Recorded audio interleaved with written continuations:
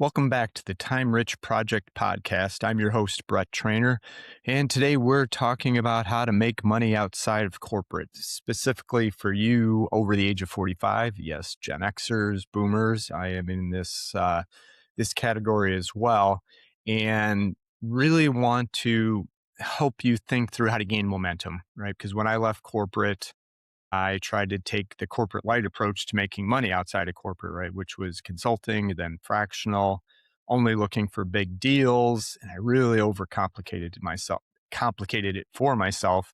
And after probably having close to 1,000 conversations with others that are transitioning or have transitioned out of corporate, it's kind of the same blockers, right? We overthink things. It's not sales skills, it's not expertise or wisdom. It really is making things more difficult than they need to be. So we're going to talk about that today. And also, again, I think you can get there quicker, right? I'm talking about, I used to talk more about finding your first customers easier than landing your next corporate job. 100% believe that, but I've kind of expanded it because I think it's making money outside of corporate is easier. And there's a couple of different paths, right? One I mentioned, which is monetizing your corporate experience, which if you want to work, for a long time, build a nice business or a practice, that those are great cornerstone accounts. But there's also a way to make some money quickly and what I call low friction income, right? So how do you maximize the return on that time with the income? And it may not be tied to your specific corporate skill set, but I guarantee you every one of you has the expertise in order to do this because everything we're going to talk about and beyond, there's a 20-year-old out there that has zero experience that's making the money doing these things that we're going to talk about. Anyway, so that's what we're going to talk about in this episode, specifically five things that I want to cover. The first one is your real number. Think about cash flow and what is the number you actually need outside of corporate. When I left, it was about replacing my corporate income. I never really sat down and thought about why. Two, why one boss, your corporate job, is the riskier option, right? Why staying in corporate with only one revenue stream doesn't make sense. Three, separating mission from money. We'll spend a little time on that. It'll be clear once we talk about it. Then I want to go through some real examples and real numbers of the different ways, 15 or 17 ways and counting, that I have now made money since my corporate career ended 6+ years ago. And I thought I was going to create a master list with 30 or 40 different revenue streams, which I still might do. But I thought for the sake of this, sharing ways I've actually made money coming out of corporate without any specific skill sets in some of these areas would be helpful for folks that are kind of still hung up and not confident that they can make money outside of the corporate environment. And then lastly, a simple filter that you can use as you go through the process. Again, the simpler the better. You don't have to ask permission and think of a more little of experimentations, right? How can I make some money? Is it repeatable? But we'll get into that formula at the end. So, number one, stop thinking salary and start thinking cash flow. This fundamentally changed it for me once. It took me a while. And again, hopefully I can reduce your learning curve here and think about what is that number you need on a monthly basis to cover all your bills, whether you have a mortgage or you've already paid off your mortgage, rent, whatever it is. What are you paying on a monthly basis that you need to cover? So that's part one. Part two is, are you looking to put money away, right? Are you saving for a rainy day? Is there a specific thing that you're looking at down the road you need cash for? For me, daughter number three is getting married next fall. So I'm ramping some things up to cover the cost of what that wedding is going to be. And then three, right, part of it is, once we transition from corporate, there is no pensions. There's nothing that we can do other than milk the 401k, which to me, that's not comfortable. I don't want to live off of a fixed income. I want to work. I want to keep doing things, but I want to do it on my terms. And two, I do want to make money and I want to continue to make money. I like the challenge of making the money. Can buy some different things, but again, my priority has become getting my time back, right? You've heard me say it. You'll keep hearing me say it. I'm becoming a high functioning lazy person. I want to make as much money as possible in the fewest hours possible. And guess what? In corporate, that is not realistic, right? It's just not. You're trading 40, 50, 60 hours for whatever that salary is.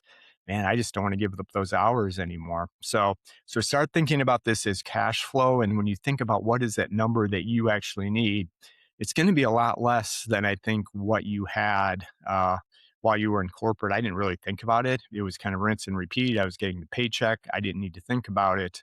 Um, so I didn't, right? I just knew we were covering bills, we were putting money away, but really didn't have the long term goal. Now that I'm closing in on 60, right, planning to live till 90, healthy, 30 plus years, really want to keep one active, but two, keep the cash flow going as long as possible. I don't think there's anything wrong with that at all. I just don't want to spend 50 hours a week on that type of thing. So next part of this is diversification, right? More revenue streams you have, the less risk, right? Think of your current corporate customer or your current corporate job as a single customer, right? It's probably paying you really well. It's keeping you there. You got some benefits, but man, that time trade with the hours is extreme. And guess what? This can go away tomorrow, next week, maybe a year. Then what are you going to do? Do you have enough money back to that number that you need? You don't have to worry about any of this. Most of us are not in that category and are looking for, again, ways to make money, not necessarily from a corporate or that type of a role. So, nothing wrong with it if you want to, but that's not the way to do it. So, all right, as I mentioned, number three is separate the mission from the money. Diane Alt, I will keep thanking you for opening my eyes to this because I was looking for a better way to articulate it, and it's perfect, right? Too often we're looking for, what gives us energy, what gets us out of bed in the morning, and the type of work we're doing. If you can get paid and, find that's your purpose, that is awesome. Odds are you probably won't. Like I love this mission work that I'm doing with the Time Rich Project, and it does pay me. But I'm also making revenue in other directions. One, because I like the challenge, but two, right, I'm not going to hit all my goals necessarily in the short term with just what I'm doing with the Time Rich Project. So it's the ability to separate the two. And again, if I'm going to take on revenue generating projects, I want to make it as simple and high return as possible because again, people are paying these. And here in a couple minutes I'll give you some examples of this. So separating the mission from the money will help you think through this. And again, if you can minimize the number of hours you're working to pay the bills, you can spend all your other time, you're right, on those purpose and mission driven type of tasks and activities that you want to do. All right, so as I mentioned in the beginning, I want to go through 15 ways that not only you can go make money, but I have. And also, I should have mentioned early on, you can find this one on YouTube. So if you're not watching this on YouTube, I include the link to the deck. So you get all the slides just in the show notes. You can download them from there. I'll make sure that they're attached so you can see these things, but I will, again, explain each of these as I go through the process. And I decided for the sake of this to kind of itemize or list these from what I'm calling low fraction or low friction income, LFI. We all love our acronyms, but this one I think is a good one because what I'm looking at here is right, and I'll give you the formula that I use, but essentially at a high level, it's the maximum return on income for the hours, and it also needs to be repeatable. There needs to be demand for it, right? Because if it's easy to do and you can deliver it, but only a couple people want it, that's not going to help you. So just to run through some of these, what I would call higher friction income opportunities. That's your fractional, that's consulting, that's solo consulting. Did all those three. That's really what I did the first, I don't know, call that 3 years of being outside of corporate was what I would call the traditional, right? How do we start monetizing what we did in corporate, which again makes sense. And if you want to do this for a long time, those various ways to make money make perfect sense. They are good cornerstone revenue generating opportunities, but you're going to trade a lot of time for them. fractional, obviously consulting is going to be more project based and vary, but fractional, you're looking at 10 hours per week. So probably 40 hours per week per customer dedicated to just one client. Again, nothing wrong with that. But what I would encourage you is if you are transitioning out of corporate, you've been laid off and looking just to make that first money, start with the low friction income stuff as you start to build towards some of these bigger, higher ticket items. So those are three. Then I got into advisory, business development, and business development. One case was just me setting meetings for a smaller brand to people in my network they wanted to sell to. They pay me just to set the meetings. In other cases, I resold services from a couple of smaller brands that I thought made sense for businesses. I treated those as really opportunistic. That wasn't something that I was fully dedicated on. But again, this is when it started to open my eyes that I can make money more than one way and nobody's judging me for it. Um, Affiliate sales, again, the same type of path that again, you can go on Amazon and resell it. But there's also a number of, like I said, brands and smaller brands and now bigger brands that you can sell their services and they're going to pay you a commission to do it without having sales. Again, I look at each and every one of these as opportunistic. And just so take a step back, for anything I mentioned today, I have not spent a dollar on marketing. I just haven't, and probably at some point I should, especially with the community and what I'm doing with the podcast. Probably makes sense to invest some advertising dollars, but these have all been off of networking, connections, inbound, those types of things. So, all right. So the next couple of these, like sponsored posts, paid community, speaking, those help to have an audience and a following. The other ones I mentioned, you don't have to have a following, right? You just don't. These are going to be referrals in from your network. But again, those are going to be longer sales. Everything I've talked about so far is going to be a longer sales item. So the next couple that I want to talk to or talk about now are I would call lower friction, that anybody can start to do these. You can target smaller audiences. First one is workshops. You can do paid workshops. And again, this could be a skill that you had in corporate that you want to share with smaller businesses. You're going to teach somebody how to do something in a 3, 4, 5 hour window. You can invite local folks to do this. I've been experimenting with, kind of the free webinars, but the next step, and I have done in the past, is the paid workshops. Coaching is another option, and it's not just for business owners. You can find somebody in the career field that's maybe 10, 15, 20 years younger that just needs some career guidance, right? As they're trying to grow their career, or maybe in some skill, some hobby that you have. Because that's the other thing I found is this is probably the next generation or the next wave of how people are going to learn is small groups, individuals, and learning from folks that are just ahead of them, right? You don't have to be an expert in anything that you're going to coach in. You just need to be further along the process than what folks are in their journey. And again, coaching I did once I started the Corporate Escapee and worked one on one with folks to help them transition from corporate or escape back then. And it really helped me understand what the needs were for the community. So it kind of dual purpose, got paid, and then also had, insights into what people needed. Facilitate webinars. I've been paid to facilitate webinars, paid content, right? Again, from what I'm doing, I've got brand sponsors for the podcast, for the community.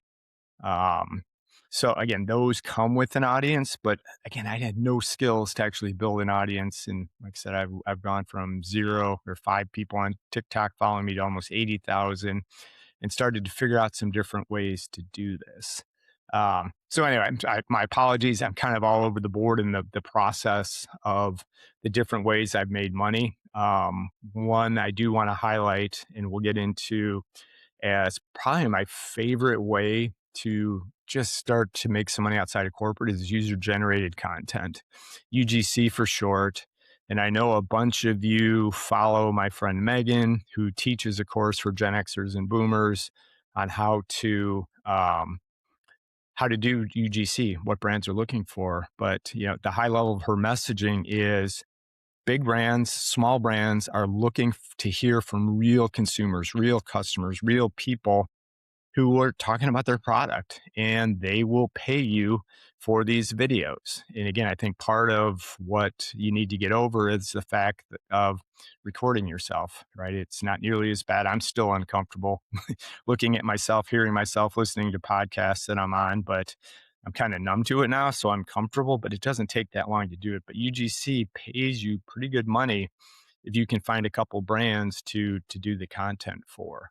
Um, Another one, well, I'm going to get to that in a minute. I'm going to share a couple of businesses that I'm working on right now. I should say businesses, revenue streams, because again, you can build a solo business.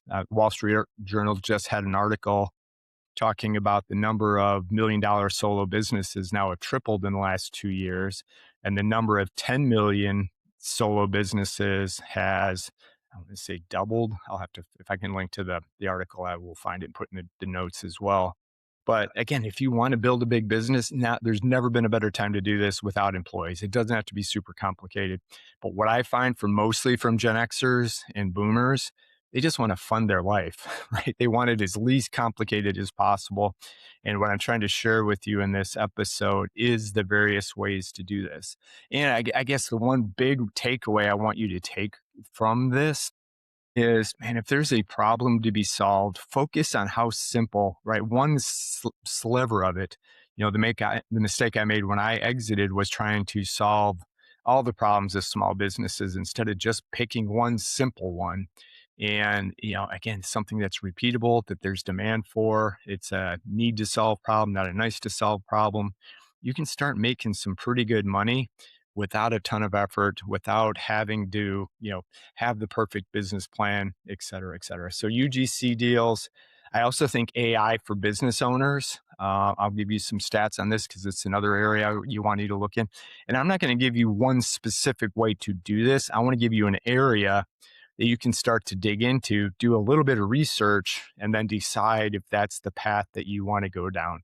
I can guarantee you with any of these things, it's not too late, right? We're just in the early stages of all this. So even if you haven't become comfortable with AI, you still have time because a lot of business owners, I'm going to circle back to business owners, don't have the time to learn this themselves. They may be playing with it a little bit. And if you can help them out a little bit, you're going to find a path to revenue. Now, you may not be able to build a $10 million a year business from it or even $1 million, but there's no reason why you can't generate 3, 5, 10K per month, of cash flow doing these types of services. So AI for business owners is a big one. A lot of people are talking about it.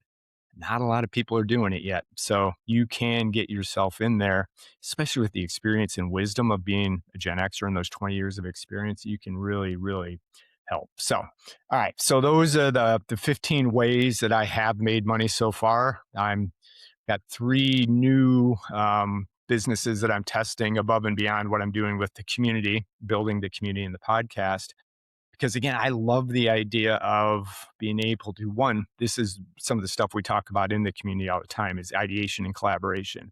So if I see or hear something or some way that people are making low friction income, I'm sharing it with the group and we're going to talk about it. We're going to start doing workshops on this, that you can go run with these types of opportunities. You don't have to do all the homework yourself. So I'm going to share 3 things, well, actually 2 things I'm working on. And one is a perfect example of a service business that you probably didn't even know there was a market for, but you will after this. And that first one is Tommy. If you're on TikTok, you maybe have seen Tommy, and I think the company created around is called Deliver. But at a high level, he spent, I think it was between 10 and 15 years in an auto dealer in the finance group. So if you bought a car at this dealership, you worked with him on the paperwork and the upsell and the rust coating or whatever the hell else they sell you. But after that time, he decided he was going to flip the switch and wanted to help people, buyers, buy from the dealers with less friction, right? He knew all the ins and outs, what you needed to buy, how you can negotiate, and he turned that into a simple service for $1,000 flat fee. He will negotiate a car purchase for you. Doesn't guarantee how much he's going to save you, but just looking at some of his videos, it's probably between 3 to 4K that he's knocking off the price. And why I like this business, before I tell you how many customers he actually has, is this is something that AI could help us with today, right? You know how to negotiate, but many people don't like to do it. And if I could have a service where I could talk to Tommy or his team, they're going to negotiate the car for me, make me back that thousand, even if it just was break even, I didn't have to do any of the crap. I'm signing up for that all day, every day. All right. So you're thinking how many people could actually be buying this? He's helping 300 buyers per month. That's 300K per month he's billing, probably at a really high margin. I know he's got some team members on it now, but I just wanted to highlight, something that does not take him a ton of time, probably less than an hour, right, of work with each of these negotiations, and he's making $1,000. So just opening up the possibility. I want you to get excited about what's potentially out there and experiment, experiment, experiment. If something doesn't work, try the next thing. So two that I'm working on right now, and I may even do a video or a episode on this, is wedding dress repurposing. And my middle daughter just got married a month ago, and man, it just amazes me the dollars that are spent on weddings and the premiums that people can charge if you add wedding to whatever service it is. I don't care if it's the facility, the flowers. If there's wedding, you're going to be able to charge more. So I just started to think again from the standpoint of low friction income. Is there opportunities within this space? The one thing that opened my eyes was after the wedding, my daughter's wedding dress was quite dirty from pictures. They took some pictures outside. There's a local company here that will clean it and then preserve it before giving it back. What I found is they have a 2-month backlog before they can actually get to it. Not that we needed the dress or my daughter needed the dress back, but it got me thinking, man, there might be an opportunity there in this space if they've got so much demand and people are willing to wait 2 months. But that just kind of got me thinking about an idea. And what I'm going to share with you took me a total of 4 hours to go through this. I used AI. The Claude and Perplexity were my two partners, going the back and forth looking for an opportunity. I did realize, I thought, well, what happens if we catch those brides after the wedding and say, hey, we can repurpose this into another dress that you can start wearing now? Just doing some high level research, realize the emotional aspect. Even if it makes sense, most brides are not going to want to convert their wedding dress into a different type of attire that quickly. So then what had happened, I was down in the basement and found my wife's wedding dress from 35 plus years ago, still sitting in the white box on the shelf that wasn't there. So I asked AI to do a little research to say, hey, are people repurposing wedding dresses? And there was a trend where modern brides were using their mom's dress or repurposing it as a rehearsal dinner dress. And I just started thinking about that from the business aspect. I thought, man, there's probably too much variability, right? You've got to get measurements, the right seamstress, the back and forth, how you try it on. It just didn't fit my index. It was too complicated.